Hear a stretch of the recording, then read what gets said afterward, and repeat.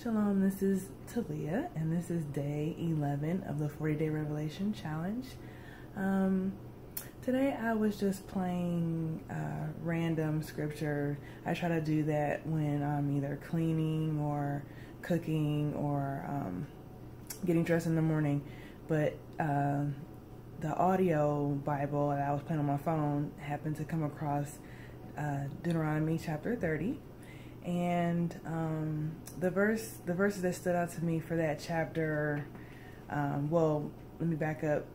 Around that chapter, Moses is getting the people ready to be without him. And he wants to basically go over what is expected of them and what's been laid before them. And so I really like the verses when it talks about, I can read it for you. It's verse starting at 11. It says, "Surely this commandment that I am commanding you today is not too hard for you, nor is it too far away. It is not in heaven that you should say, who will go up to heaven for us and get it for us?" I'm just paraphrasing, kind of. "Neither is it beyond the sea that you should say, who will cross to the other side of the sea for us, get it for us, and observe it for us. No, the word is very near to you. It is in your mouth and in your heart for you to observe." And so I think Moshe is explaining to them what stood out for me in that, and saying that when you begin to make this, these teachings, these principles too complicated, and it just, that got me to think more about, even with these feast days that are coming up, just conversating with other people, saying, you know, what they have to buy, how much certain feasts are going to cost them, and what all they have to, just things that they have to get for the feast to make it his feast, did not add up for me. When the bill starts getting higher and more complicated and really focused on what I need to purchase, I think that takes away from his feast day and why he set those apart.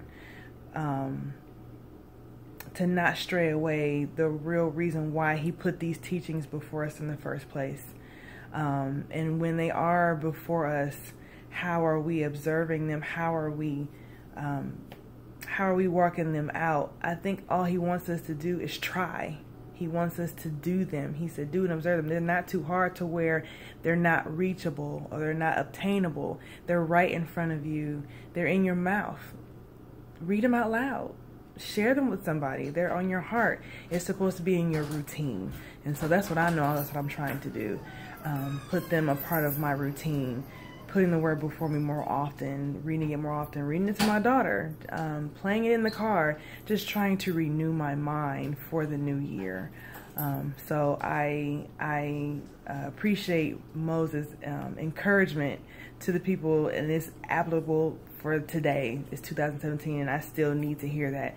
If you're making this too complicated, if you're making the feast days more about the pageantry, then I think you are missing it.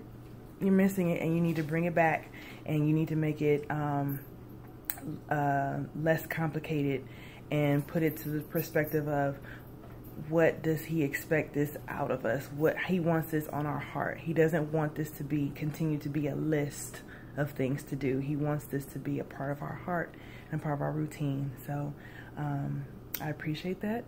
I hope that encourages you as well. This is Talia, and hope to see you guys